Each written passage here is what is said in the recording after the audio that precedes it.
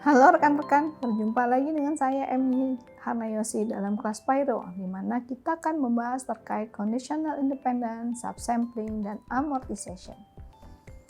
Untuk model dengan observasi, tujuan ilmu secara dasar mendukung subsampling, asalkan model atau guide kita memiliki beberapa struktur independensi bersyarat yang dapat kita manfaatkan. Misalkan dalam kasus observasi independen bersyarat, istilah kemungkinan log dalam elbow dapat didekati dengan rumus sebagai berikut.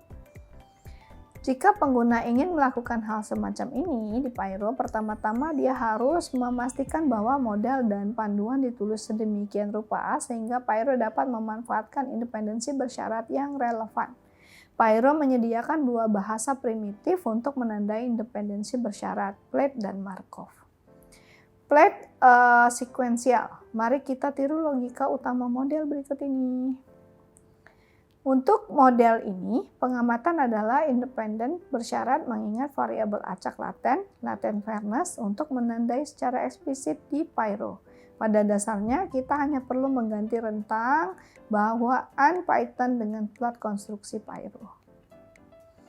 Pyro dapat memanfaatkan independensi bersyarat dari pengamatan yang diberikan variabel acak laten. Pada dasarnya, pyro.plate diimplementasikan menggunakan manajer konteks karena setiap pernyataan pyro sampel yang diamati terjadi dalam eksekusi yang berbeda dari badan for loop. Pyro menandai setiap pengamatan sebagai independen. Plate vektor secara konseptual sama dengan plot sekuensial kecuali operasi vektor, ya, seperti touch orange untuk jangkauan. Karena itu berpotensi memungkinkan peningkatan kecepatan yang besar dibandingkan dengan loop untuk eksplisit yang muncul dengan plot sekuensial. Mari kita lihat bagaimana tampilan data dalam bentuk tensor berikut ini. Kemudian kita miliki apa? Kita lihat pada code berikut ini. Ya, mari kita bandingkan dengan penggunaan plate sequential analog point demi point. Jadi yang pertama, kedua pola mengharuskan pengguna untuk menentukan nama yang unik. Yang kedua, perhatikan bahwa cuplikan kode hanya memperkenalkan satu variabel acak karena seluruh tensor dipertimbangkan sekaligus.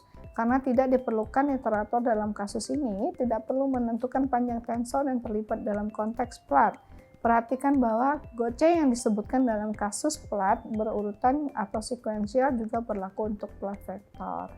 Pada subsampling dapat melakukan SVI pada kumpulan data yang besar, bergantung pada struktur model dan panduan. Pyro mendukung beberapa cara melakukan subsampling. Subsampling otomatis dengan plat. Ya, mari kita lihat kasus yang paling sederhana terlebih dahulu, di mana kita mendapatkan subsampling secara gratis, satu atau dua argumen tambahkan ke plot berikut. Di atas kita hanya dapat menggunakan argumen subsample size. Setiap kali kita menjalankan model, sekarang kita hanya mengevaluasi kemungkinan log untuk 5 titik. Ya, data yang dipilih secara acak dalam data, selain itu kemungkinan log akan secara otomatis diskalakan dengan faktor yang sesuai. Dari 10/5 sama dengan 2. Bagaimana dengan plot vektor? Itu sepenuhnya analog sebagai berikut. Strategi subsampling khusus dengan plat, jadi setiap kali model dijalankan, plat akan mengambil sampel indeks subsampel baru. Karena subsampling ini tidak bertempat, ini dapat menyebabkan beberapa masalah, yaitu untuk kumpulan data yang cukup besar, bahkan setelah jumlah besar iterasi, ada kemungkinan beberapa titik data tidak akan pernah dipilih. Untuk menghindari hal ini, pengguna dapat mengontrol subsampling dengan menggunakan argumen subsample ke dalam plat. Subsampling ketika hanya ada variabel acak lokal.